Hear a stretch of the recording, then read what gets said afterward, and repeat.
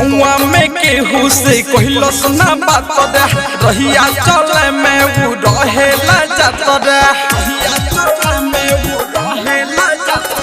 गौवा में केहू से कहलो सुना बात रे रहिया चले में वो रहेला जात रे पता चला लगे जब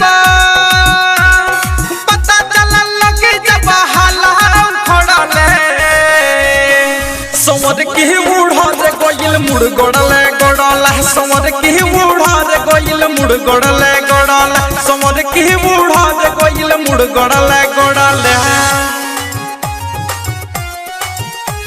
समर की बूढ़ा रे गोइल मुड़ गोड़ले गोड़ले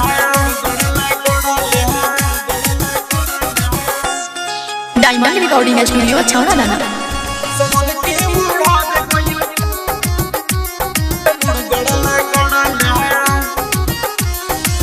कहबो न हमनी से भोला साहस के यादवर भाग कहिल दोसर से फंस के कहबो न हमनी से भोला साहस के यादवर भाग कहिल दोसर से फंस के कोचिंग में सेटिंग पढ़ाई कवन पढ़ले समर की बूढ़ा रे कहिल मुड़ गोड़ले गोड़ला समर की बूढ़ा रे कहिल मुड़ गोड़ले गोड़ला समर की बूढ़ा रे कहिल मुड़ गोड़ले गोड़ले मुड़ गोड़ले गोड़ले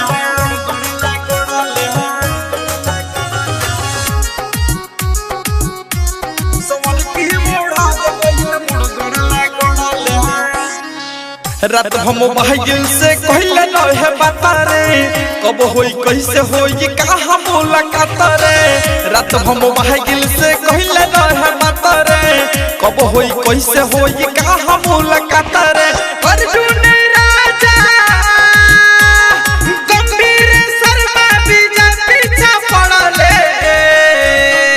समर की बूढ़ा रे कहिल मुड़ गोड़ले गोड़ले समर की बूढ़ा रे कहिल मुड़ गोड़ले गोड़ले समर की बूढ़ा रे कहिल मुड़ गोड़ले गोड़ले गौवा में केहू से कहलो सुना बात रे रहिया चले में वो रहेला जात रे पता चला लगे जब